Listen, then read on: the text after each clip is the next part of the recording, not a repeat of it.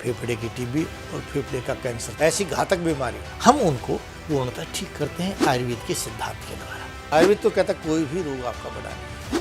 आयुर्वेद कहता है पानीयम प्राणिनाम प्राणः, पानी प्राणियों का प्राण है। आपको खाने के बाद पेशाब नहीं जाते, समझिए आपको बड़ा रोग बनने जा रहा है। खा करके आपके अंदर सुस्ती आ जाए तो समझो आपको बड़ा रोग बनने जा रहा है। कहते हैं ये कफ आपका अगर दिमाग में आकर के रुके तो याददाश्त कमजोर हो जाएगी, हाथ पैर कांपने लग जाएंगे, ब्रेन हेमरेज हो जाएगा, माइग्रेन हो जाएगा। और यही कफ अगर आपकी गर्दन में आकर के रुक गया तो सर्वाइकल बन जाएगा। यही कफ जोड़ों में आ गया तो जोड़ों का दर्द बन जाएगा। यही कफ लंग्स पर आ गया तो आपके फेफड़े कमजोर हो जाएंगे, आपको श्वास का रोग बन जाएगा, अस्थमा बन जाएगा।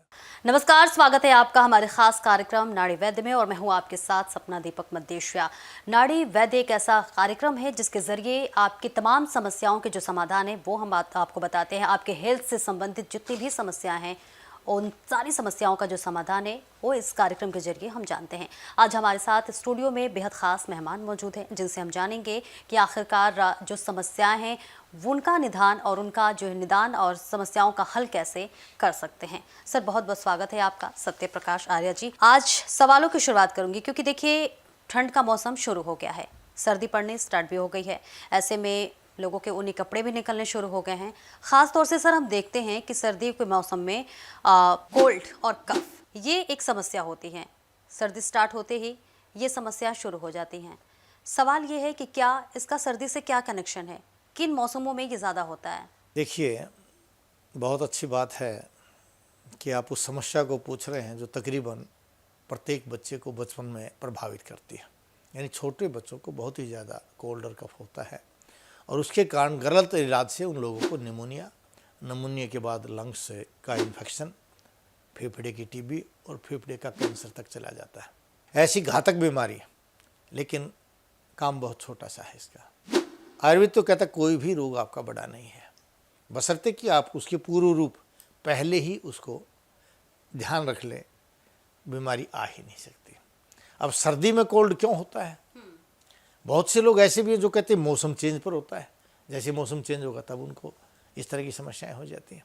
सर्दी में शरीर में गर्मी बढ़ जाती है, अंदरूनी गर्मी बढ़ जाती है और उस गर्मी के बढ़ने का प्रभाव, और आपने देखा होगा कि पहले प्रत्येक घर में सांदा डालते थे, गूंद डालते थे, लड्डू खाते थे सर्दी के दिनों में, क्योंकि हमारी अग्नि तेज हो जाती है और वो अग्नि को ज़्यादा चाहिए, इसलिए हम हैवी डाइट खाते थे। अब वो अग्नि जब बढ़ गई और अग्नि बढ़ करके उन लोगों को जिनकी इंटेस्टाइन कमज़ोर है या जिनको टाइफाइड हुआ है, उन लोगों की आंतें कमज़ोर होने से इंटेस्टाइन में कफ होता है और गर्मी की अधिकता से, जैसे कुकर सीटी मारता है ना गैस पर और उस कुकर में से सब्जी होगी तो सब्जी बाहर निकलेगी, दाल होगी तो दाल बाहर निकलेगी, ऐसे इंटेस्टाइन में अगर कच्चा रस पड़ा है जिसको आप कफ कहते हो, कफ है तो नाक के रास्ते बाहर निकलता है, जिसको आप कोल्ड और कफ बोलते हैं। और अगर वह आपके लंग्स में चला जाता है तो श्वास की समस्या पैदा कर देता है, जिसको आप ब्रोंकाइटिस, अस्थमा बोलते हैं। लेकिन हुआ क्यों? गर्मी की अधिकता से। गर्मी अधिक क्यों हुई? ऋतु के कारण, क्योंकि वर्षा ऋतु में नेचुरली स्वाभाविक रूप से हमारे अंदर गर्मी बढ़ जाती है। जैसे गर्मी में हमारी गर्मी खत्म हो जाती है, हमें खाया पिया अच्छा नहीं लगता, क्योंकि गर्मी की अधिकता के कारण अंदरूनी गर्मी खत्म हो जाती है। ऐसी सर्दी जब बाहर होती है तो अंदर की गर्मी बढ़ जाती है, तो गर्मी की अधिकता से ये रोग पैदा बनता है। कहा जाता है कि जब हमें कोई गंभीर बीमारी होती है तो इसके लक्षण स्टार्ट होते हैं कोल्ड एंड कफ से। तो ऐसे में सवाल ये है कि क्या कोल्ड एंड कफ खुद एक बीमारी है या फिर किसी गंभीर बीमारी के आने की दस्तक? देखिए, हमारा मानना ये है कि आयुर्वेद काय चिकित्सा प्रधान है जी, और सभी रोग जठराग्नि से पैदा होते हैं और जठराग्नि से कमज़ोर होने से कफ बनता है और कफ को ही आप नज़ला और जुकाम बोलते हैं। तो ये दूसरी स्टेज है। हमारी पहली स्टेज गैस से शुरू हो जाती है। अगर हमारा मोशन, जो हम टॉयलेट जाते हैं, अगर वहाँ लैट्रिन पोर्ट को चिपक जाती है तो समझो आप भयंकर रोगी बनने जा रहे हैं। आपको मोशन जाने के पश्चात ताकत नहीं आती तो समझिए आप भयंकर रोगी बनने जा रहे हैं। आपको खाने के बाद पेशाब नहीं जाते, समझिए आपको बड़ा रोग बनने जा रहा है। खा कर के आपके अंदर सुस्ती आ जाए तो समझो आपको बड़ा रोग बनने जा रहा है। इसलिए बड़े रोग का कारण नज़ला, जुखाम या कोल्ड नहीं है। बड़े रोग का जो सूचना है वो है आपके पेट की खराबी, और पेट की खराबी के मैंने लक्षण बताए वो है। फिर भी लोग समझते हैं कि नज़ला है, क्योंकि इसकी सेकंड स्टेज है कफ की, नज़ला जुखाम। अब ये नज़ला जुखाम अगर बन गया, हम इसका गलत ट्रीटमेंट कर देते हैं। ये कफ आपका अगर दिमाग में आकर के रुक गया तो याददाश्त कमज़ोर हो जाएगी, हाथ पैर कांपने लग जाएंगे, ब्रेन हेमरेज हो जाएगा, माइग्रेन हो जाएगा। और यही कफ अगर आपकी गर्दन में आकर के रुक गया तो सर्वाइकल बन जाएगा। यही कफ जोड़ों में आ गया तो जोड़ों का दर्द बन जाएगा। यही कफ लंग्स पर आ गया तो आपके फेफड़े कमज़ोर हो जाएंगे, आपको श्वास का रोग बन जाएगा, अस्थमा बन जाएगा। ये कफ कहाँ जा कर के रुकेगा, ये हम नाड़ी देख करके ही बता सकते हैं कि आपके शरीर में बने हुए इस कफ ने किस अंग को प्रभावित किया है और अब कौन सा रोग बनने जा रहा है, जिसको हम पूर्व रूप कहते हैं। तो पूर्व रूप देख करके अगर उसका इलाज कर दिया जाए तो रोग बड़ा हो ही नहीं सकता, वो सारी सूचनाएं खत्म हो जाएंगी। जैसे आजकल देखते हैं सैटेलाइट से पता चल जाता है भूकंप आएगा, तूफान आएगा, पहले हम तैयारी कर लेते हैं तो हम बच जाते हैं। तो ऐसे ही जो नाड़ी वैद्य की एक सैटेलाइट है वो अपना नाड़ी विज्ञान है। नाड़ी देखकर उसको ये पता चल जाता है कि उसको कौन सी बीमारी बनने जा रही है और उससे पहले इसको अवगत करा दिया जाता है कि तेरी ये बीमारी बनने जा रही है, इस चीज़ का तू परहेज कर ले, ऐसे खाएगा ठीक हो जाएगा। इसलिए रोगी ठीक हो जाते हैं कि वैद्य के पास जा कर के। क्या इसमें भी टाइप होते हैं, जैसे वायरल, बैक्टीरियल? हाँ, एलर्जिक अस्थमा, खाली नज़ला है, ब्रोंकाइटिस अस्थमा, ये 3 प्रकार का मानते हैं। लेकिन आयुर्वेद इस प्रकार पर नहीं मानता। आयुर्वेद ने कहा कि जब आपका इंटेस्टाइन सिस्टम कमज़ोर हो जाता है, शरीर में गर्मी बढ़ जाती है और गर्मी के साथ जब वायु मिलती है तो वायु इस कफ को, जहाँ पित्त पंगु कफ पंगु पंगु मलधात्व वायु नायत्र नियंते तत्र गच्छन्ति मेघवत है। जिस तरह से आकाश के बादलों को वायु जहाँ चाहती है वहाँ ले जाती है, तो ऐसे ही शरीर में विकृत हुई वायु पित्त, वात और कफ को जहाँ लेकर के जाएगी, जिस रस में, रस धातु में आ गया था रस के रोग हो गए, मांस धातु में चले गए तो मांस के रोग हो गए, अस्थि हड्डी में चले गए तो हड्डी के रोग बने, वहीं का रोग पैदा हो जाता है। कभी कभी हम देखते हैं कि अगर हमें ज़्यादा सर्दी लग गई तब भी हमें कफ हो जाता है, कई बार कई सारी दिक्कतें हो जाती हैं। लेकिन ऐसे में और कई बार होता है वायरल संक्रमण, तो ऐसे में कैसे पता करें कि ये वायरल संक्रमण है या नॉर्मल सर्दी खांसी? हाँ, उसमें क्या है, जब वायरल संक्रमण होगा तो कफ के साथ बुखार भी अवश्य मिलेगा, सिर में दर्द अवश्य मिलेगा, आंखें लाल मिलेंगी, नाक से पानी बहेगा, तो समझो वायरल हो गया।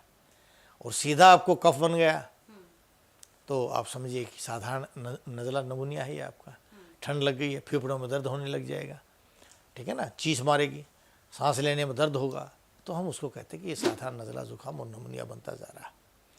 लेकिन साधारण भी वायरल हो सकता है और वायरल भी साधारण हो सकता है अगर आपके अंदर रोग से लड़ने की ताकत शेष हो। ये परिभाषाएं तब आई जब हमने इन चीज़ों का इलाज करने के लिए ज़्यादा से ज़्यादा हाईली एंटीबायोटिक्स का प्रयोग किया, हाईली स्टीरॉइड्स का प्रयोग किया। उनसे हमारे शरीर की इम्यूनिटी पावर ख़त्म हो गई और जब इम्यूनिटी पावर ख़त्म हो गई तो बाहर के बैक्टीरिया ने आपको प्रभावित किया, उसको बोलते हैं वायरल इन्फेक्शन।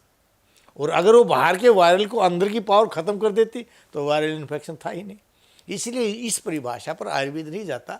आयुर्वेद कहता है बलम रक्षेत तदनंतरम परीक्षित तदनंतरम चिकित्साम कुर्यात, है कि पहले बल की रक्षा करो यानी इम्यूनिटी पावर बनाओ, फिर उसकी परीक्षा करो कि रोग कौन सा है, उसके बाद चिकित्सा करो। इस ढंग से अगर हम चिकित्सा करेंगे तो कोई भी वायरल नहीं होगा और कोई भी बगैर वायरल नहीं होगा, क्योंकि वायरल उन्हीं को प्रभावित करेगा जिनके अंदर इम्यूनिटी पावर नहीं है। जैसे आंखें सूज जाती थी पहले, आंखें लाल हो जाती, एक आदमी वही बैठा है उसको आंखें लाल नहीं हो रही क्योंकि उसके अंदर इम्यूनिटी पावर ज़्यादा है।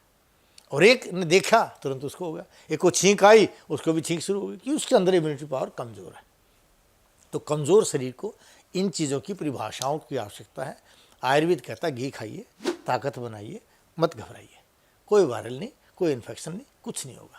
इम्यूनिटी सिस्टम सही हो तो सब कुछ सही है। सब कुछ सही है। ऐसे में खासतौर से आमतौर पर अगर सर्दी खांसी हो, लोग घर पे ही इलाज करना शुरू कर देते हैं। कई सारे घरेलू नुस्खे होते हैं, उसके ज़रिए लोग ख़त्म करने की कोशिश करते हैं, डॉक्टर के पास नहीं जाते हैं। सवाल ये है, क्या हमें डॉक्टर के पास जाना चाहिए और कब जाना चाहिए? देखिए, बहुत अच्छे आपने बात पूछी है। क्या डॉक्टर के पास जाकर के वो आदमी ठीक हो गए? डॉक्टर के पास जाकर के और रोगी हो गए, क्योंकि कब बना उसने एंटीबायोटिक दे दिया, कब सुखा दिया। कुछ टाइम आपको खांसी बनी, खांसी के बाद उसी डॉक्टर ने आपको कह दिया भाई आपको तो अस्थमा बन गया। किसी भी नज़ले खांसी वाले को डॉक्टर ने ठीक नहीं किया है। हाँ, अगर वो घर पर इलाज कर लेता, जैसे ही आपको नज़ला बना, आपने रोटी छोड़ करके, चपाती छोड़ करके गर्म पानी पीना शुरू कर देते तो आपका नज़ला दूसरे दिन ठीक हो जाता। बाय द वे आपको कफ बन गया है, कोल्ड बन गया है, आप आटा और चना दोनों बराबर मात्रा में मिला करके उसमें थोड़ी सी हल्दी और अजवाइन डाल करके उसका प्रयोग कर लेते और हलवा बना करके खा लेते, आपका कोल्ड कफ ख़त्म हो जाता, आपका नमूनिया नहीं बनता, अस्थमा नहीं बनता, और जो हज़ारों बीमारी उन्होंने बना दी वो नहीं बनती आपको। इसलिए इसका इलाज, किसी भी रोग का इलाज डॉक्टर के पास नहीं भागना चाहिए, आपको आयुर्वेदिक घरेलू इलाज जानना चाहिए। और किसी भी रोग का अगर आप घरेलू इलाज जानना चाहते हैं तो हमारे यूट्यूब चैनल नाड़ी वैद्य कायाकल्प को देख लीजिए, मैंने उस पर प्रत्येक रोग का घरेलू इलाज बताया है।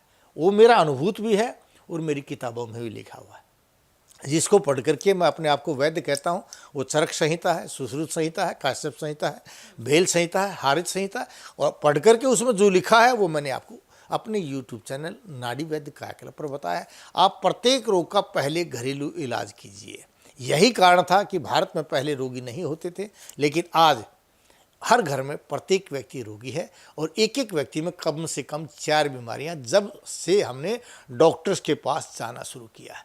पहले डॉक्टर नहीं थे, घर में ही ठीक हो जाते थे, इसलिए कोई बीमार नहीं होता था। आज चारों तरफ हॉस्पिटल हैं, एक से एक बड़ा हाईली क्वालिफाइड डॉक्टर है, लेकिन बीमारियां बस में नहीं आ रही क्योंकि उनके आयुर्वेद के सिद्धांत को वो नहीं जानते।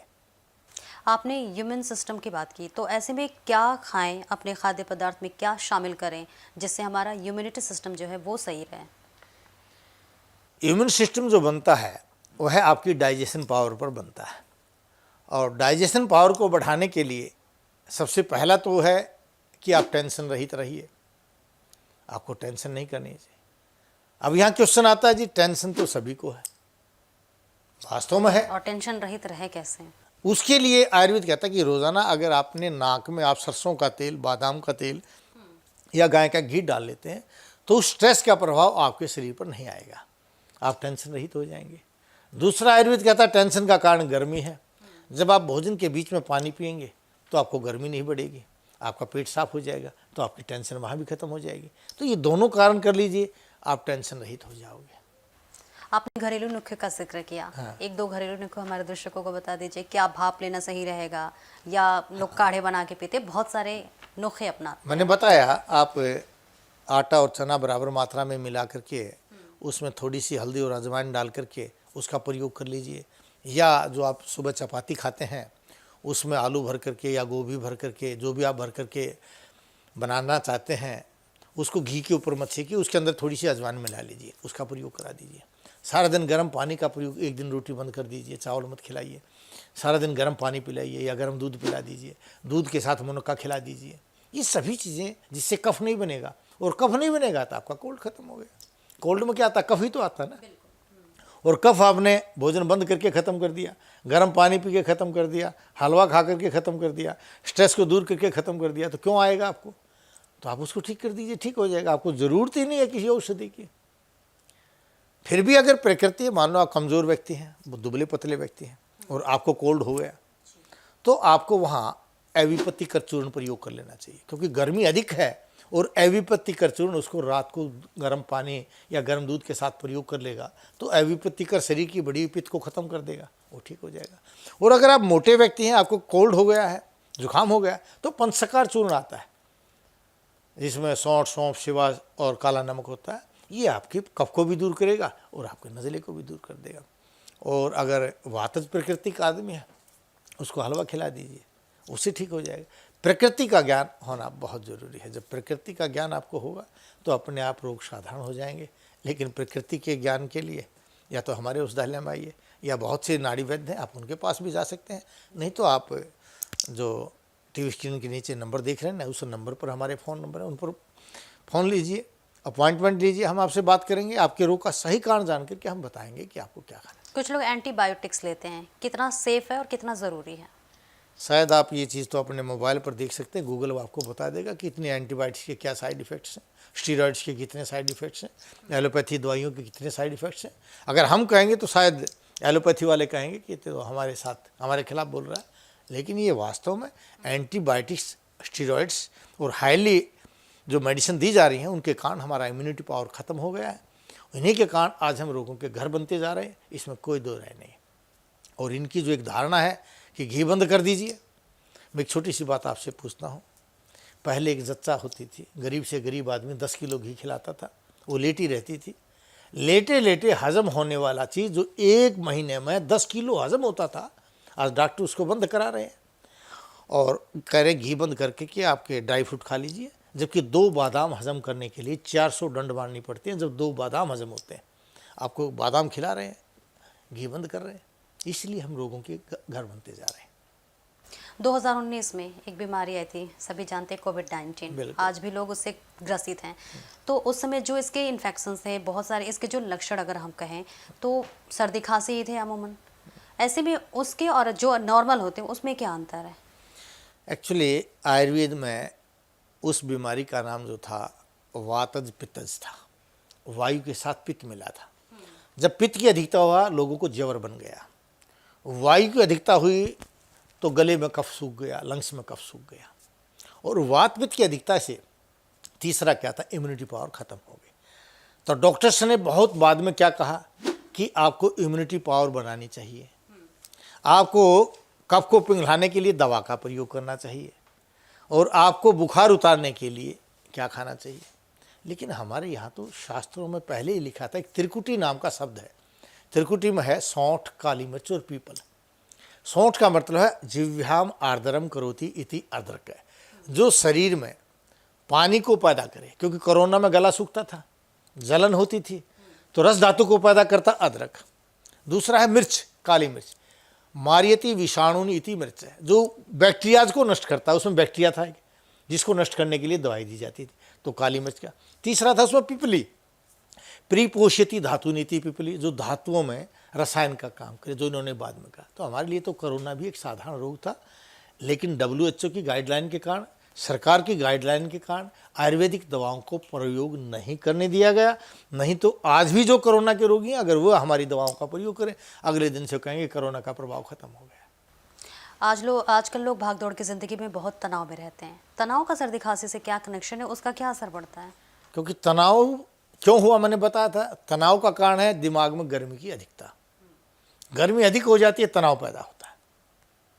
और ये गर्मी अधिक कब हुई? भाग दौड़ की ज़िंदगी में लोगों ने घर पर बैठकर भोजन नहीं किया, एक तो वहाँ से आपका अन्न कमज़ोर हो गया। दूसरा, आपने चाय या कॉफ़ी पी करके या ब्रेड या फल खा करके यानी भरपेट भोजन नहीं खाया, उसके कारण तनाव। तो उससे क्या हुआ, गर्मी की अधिकता के कारण जब स्ट्रेस अधिक आया तो आपकी आंखें, जैसे मुझे है, मैं यहाँ बैठा हूँ, मुझे कोई लगे सामने से मेरी लड़ाई करेगा, मेरे को 10 लग जाते हैं। मैं बीमार नहीं हूँ, सोचने से मेरी आंख ने काम करना बंद कर दिया। इसलिए तनाव से जब हमारा इंटेस्टाइन सिस्टम कमज़ोर हो जाता है तो शरीर में कफ का निर्माण होता है। गर्मी अधिक ऑलरेडी होती है, क्योंकि वही तनाव का कारण है। उस गर्मी से जो आंत के अंदर कफ है वो नज़ले जुकाम के रूप में आ जाता है। इसलिए मैं बार बार यही कहता हूँ कि रोग बड़ा नहीं है, बड़ी है हमारी सोच, हमारी समझ। अगर हम आयुर्वेद को जान ले तो कोई भी रोग घातक नहीं है, किसी भी रोग से आपकी मृत्यु नहीं हो सकती, क्योंकि मृत्यु निश्चित है, उसको कभी टाल नहीं सकते। अकाल मृत्यु कभी आ ही नहीं सकती, इसलिए डरने की बात ही नहीं है। खूब खाइए, घी दूध खाइए, मौज मनाइए, मस्त रहिए, ठीक रहिए। छोटे बच्चे स्कूल जाते हैं, जब घर वापस आते हैं कई बार उन्हें इन्फेक्शन हो जाते हैं, कई बार सर्दी खांसी, तो माँ बाप कहते हैं बाहर से इन्फेक्शन लेके आया होगा ऐसे। तो छोटे बच्चों को क्या सावधानी बरतनी चाहिए? मैंने बताया ना, बच्चों को और बड़ों को इन्फेक्शन का कारण उन्हीं बच्चों को होता है जहाँ इम्यूनिटी, रोग से लड़ने की ताकत कमज़ोर हो गई। वहाँ से वायरल बाहर से लगो चाहे अंदर से लगो, चाहे ठंड से लगे चाहे साथी के कारण लगे। तो उसके लिए अगर माँ बाप बच्चे को सुबह अच्छे चूरमा खिला करके, घी दूध खिला करके, अच्छा भोजन दे करके भेजेंगे तो बच्चों को ये बीमारी नहीं हो सकती। फिर भी हो जाती है तो ऐसे समय में बच्चों के दूध के अंदर थोड़ा सा लौंग और थोड़ी सी काली मिर्च डाल करके बच्चे को पिला देना चाहिए, और हलवा खिला दीजिए, ठीक हो जाएंगे। जब कोल्ड एंड कफ होता है तो लोग कहते हैं मास्क लगाओ, कितना ज़रूरी है? वो मास्क इसलिए लगाते हैं कि मास्क से आपके अंदर जो हवा जाएगी वो गर्म हो जाएगी और गर्मी से आपको राहत महसूस होगी। लेकिन ये फौरी इलाज है, क्योंकि जब गर्म हवा आपके अंदर जाती है तो फिर लंग्स, आपके जो कफ है वो पिघल जाता है और वो आपको आभास नहीं होता, लेकिन लंग्स में इकट्ठा होता रहता है। हमें मास्क लगा करके सुरक्षा तो करनी चाहिए, लगा सकते हैं, लेकिन उससे बेहतर क्या है कि हमें पत्थर से पीना है, परहेज से रहना चाहिए, हमें भोजन को समय पर करना चाहिए। उसके बाद भी बीमारी पैदा हो जाती है तो आप भाप ले लीजिए, और भाप में भी काली मिर्च लौंग डाल लीजिए, उसकी भाप ले लीजिए। और डालडा घी आता था पहले, डालडा घी में थोड़ा सा नमक लगा करके फेफड़ों पर लगा दीजिए, उससे भी आपकी ये चीज़ दूर हो जाएगी। या फिर आप जो है, जो गेहूं का चना आटा होता है, इसका बूर होता है, उस बूर के अंदर 2 पतासे 2 काली मिर्च डाल करके और उबाल करके इस काढ़े को पिला दीजिए, तो उससे भी आपका नज़ला जुकाम ख़त्म हो जाएगा, वायरल भी ठीक हो जाएगा। और इससे भी अगर आपका वायरल लगता है कि आपको ठीक नहीं हो रहा, तो खूब कल आती है, सरसों के जैसे दाने आते, खूब कला को आधा चम्मच या चौथाई चम्मच खूब कला का काढ़ा सा बना करके दिन में 3 बार पिला दीजिए, आपका नज़ला जुकाम ठीक हो जाएगा, चाहे वो वायरल इन्फेक्शन हो चाहे कैसा भी इन्फेक्शन हो। नहीं तो आयुर्वेद कहता है कि किसी भी रोग से बचने के लिए रसायन चिकित्सा होनी चाहिए, जो हम करते हैं। आप रसायन खाइए, रसायन से आपके अंदर इम्यूनिटी पावर बनेगी, रोग से लड़ने की ताकत बनेगी, तो अपने आप ये बीमारियां दूर हो जाएंगी। आपका कफ न बनेगा तो कहीं नुकसान नहीं करेगा। हम कफ का बनना बंद कर देंगे, इंटेस्टाइन को मजबूत कर देंगे। रसात रक्तम ततो मांसम मांसान मेदस ततो अस्थि अस्थन मज्जा मज्जात शुक्रम शुक्रात गर्भम प्रजायते। जब आपका डाइजेशन सिस्टम ठीक होगा तो सभी बीमारियां दूर हो जाएंगी। कोई नज़ला नहीं होगा, कोई नमूनिया नहीं होगा, कोई आपको फेफड़े का कैंसर नहीं हो सकता। फेफड़े की इसी सिद्धांत पर आयुर्वेद काम करता है। चाहे आप लंग्स कैंसर ले आइए, लंग्स की टीबी ले आइए, या आप अस्थमा ले आइए, ब्रोंकाइटिस अस्थमा ले आइए, या बच्चों का नमूनिया ले आइए, हम उनको पूर्णतः ठीक करते हैं आयुर्वेद के सिद्धांत के द्वारा। कई बार, जैसे आपने अभी टीबी का जिक्र किया, कई बार ट्यूबरक्लोसिस जो बीमारी होती है, लोग इसे बहुत गंभीर मानते हैं, हालांकि ये गंभीर है भी। इसके लक्षण भी कुछ सर्दी और खांसी जैसे ही होते हैं। कैसे पहचान करें? क्योंकि जैसे आपने बोला, अगर हम घरेलू नुस्खे भी अपना सकते हैं, तो ऐसे में क्या अगर किसी को टीबी है, वो घरेलू नुस्खे अपनाता है, तो कितना सेफ है? क्या ये करना सही होगा या डॉक्टर के पास जाना सही होगा? देखिए, टीबी का लक्षण क्या है कि आपका वेट कम होता चला जाएगा, शरीर में बुखार रहेगा और हमेशा खांसी रहेगी, और फेफड़े में या आंतों में हमेशा दर्द रहने लग जाएगा, या बार बार हमारे को चर्म रोग बनने लग जाएंगे, यूटीआई बनने लग जाएगा, क्योंकि गर्मी की अधिकता का रोग है। और टीबी के लिए तो सरकार ने बहुत ही अच्छी व्यवस्था कर रखी है। अपना टीबी चेक करा करके वो इलाज कराइए, वो जल्दी ठीक कर देता है। हाँ, आयुर्वेद कहता है कि भी टीबी अगर हो जाती है और आपने एलोपैथी का इलाज किया, वो दोबारा रिपीट आ गई, या आपसे वो दवाई सहन नहीं हो रही, या कैंसर का आपने इलाज किया वो सहन नहीं हो रहा, दोबारा रिपीट हो रहा है, तो आयुर्वेद का सिद्धांत ही काम करता है कि इसके अंदर इम्यूनिटी पावर बनाइए। अगर वहाँ आप आयुर्वेद का प्रयोग करते हैं, हमारे जैसे वैद्यों की सेवा में आते हैं, तो हम उसको दोबारा नहीं आने देंगे, रिपीट नहीं होगा, उससे कोई सारी कमज़ोरी नहीं आएगी और आप आसानी से खा पाएंगे। इसलिए जहाँ आपकी इच्छा वहाँ जाइए, चाहे एलोपैथी में इलाज कराइए, और सदा स्वस्थ रहना चाहते हैं, अपने पूरे शरीर की आप सर्विस कराना चाहते हैं, हर प्रत्येक प्रकार के रोग को ठीक करना चाहते हैं, तो वैद्य के पास आ जाइए। उसके लिए हम आपके लिए तैयार हैं। नाड़ी वैद्य का कल्प संस्थान आपके लिए तैयार है, आप उसमें आ सकते हैं। नहीं तो हमारा यूट्यूब पर बतेरी 1000 के लगभग हमने वीडियोज़ बनाई है अलग अलग रोगों पर, आप उनको देख सकते हैं। वहाँ हमने हर रोग का, जो भी आज पैदा हो रहे हैं या आगे जो पैदा होंगे, उनका भी इलाज आयुर्वेद के सिद्धांत के अनुसार, क्योंकि पेट ठीक है तो सभी चीज़ ठीक है। जठ अग्नि प्रधान इस शरीर के अंदर प्रत्येक रोग को ठीक करने के लिए पेट को ठीक करना चाहिए। पेट को ठीक करने के लिए रस और रसायनों का प्रयोग करना चाहिए, वो हम बनाते हैं, आप उसका प्रयोग कीजिए। तमाम लोग आते होंगे अपनी समस्याओं को लेके आप पे, ऐसे में कोई ऐसा केस आपके ज़िंदगी का जो सबसे यादगार हो? देखिए, वैसे तो लाखों लोग आज तक हम देख चुके हैं, और भारत से ही नहीं पूरे वर्ल्ड से हमारे पास रोगी आते हैं, और कोरियर से भी हमारी दवाइयाँ आती हैं। लेकिन मेरी ज़िंदगी का एक सबसे हास्यास्पद एक फ़ौजी था। वो फ़ौजी मेरे पास आया, बोला, डॉक्टर साहब मैं आपके पास इसलिए आया हूँ कि मैं थक चुका हूँ, मेरे को कब्जी बनी थी, कब्जी से मेरे को हाइटस हर्निया बन गया, इंग्वाइनल हर्निया बन गया, डॉक्टरों ने ऑपरेशन कर दिया, बीपी बना, अटैक आ गया, मेरे को स्टंट लगा दिए, बाईपास सर्जरी कर दी, पथरी बनी, पथरी का ऑपरेशन करा दिया, अब मेरी टांग में गैंग्रीन बन गया। मैं बोला, मैं सभी बीमारी एक थी, ये गर्मी का रोग था, ठीक है आपको सुविधाएं फ्री में मिल रही थी, लेकिन फ्री में कभी जहर नहीं खाना चाहिए। अगर फ्री में मिला हुआ जहर आप खाओगे तो बीमारी तो पैदा होगी ना। आपके अंदर गैस थी, गैस को आपने ठीक ढंग से ठीक नहीं किया। आज देखिए मैं आपके गैंग्रीन को ठीक करूँगा। 15 दिन में मैंने उसको औषधि दी, उसकी पैरों का जो कालापन दूर हो गया, पैरों के दर्द दूर हो गए, और उस आदमी को आप सच माने इतना खुश हुआ, हालांकि एज में मेरे से बड़ा था, उस आदमी ने मेरे पैर छुए। मैं बोला पैर नहीं छूना, क्योंकि ये तो मेरा कर्तव्य है, हमने आयुर्वेद को पढ़ा है और आयुर्वेद को जिया है और आयुर्वेद को ही जिएंगे, और हम आयुर्वेद को जानते हैं। इसलिए मैंने आपको बताया कि बीमारी कुछ नहीं है, सिर्फ गैस की बीमारी थी, यही आपको गैंग्रीन बन रही थी। मेरे पास पहले आ जाते तो मैं आपका पथरी का ऑपरेशन नहीं होने देता, मैं आपके हार्ट का ऑपरेशन नहीं होने देता। जो डॉक्टरों ने आपके साथ अत्याचार किया वो कोई अत्याचार नहीं होता। ठीक, हम उसको अत्याचार मत मानिए कि फ्री में हो रहा था, लेकिन शरीर तो आपका था ना।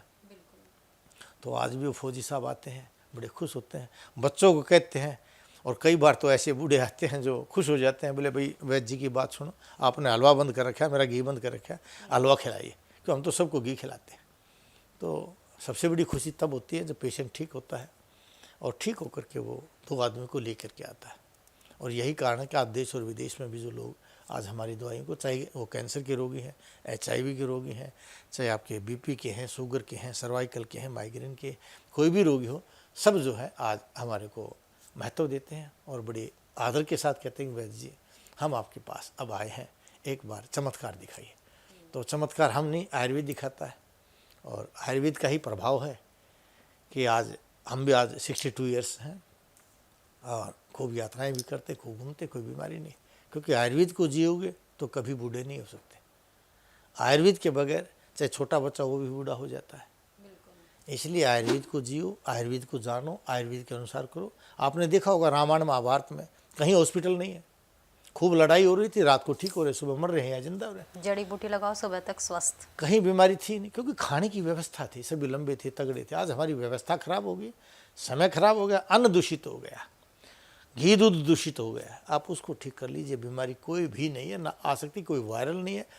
अब कई बार डॉक्टर कहते हैं कि दूध जो है एक बैक्टीरिया से जमता है, लेकिन आयुर्वेद कहता है दूध पित्त से जमता है, गर्मी से जमता है।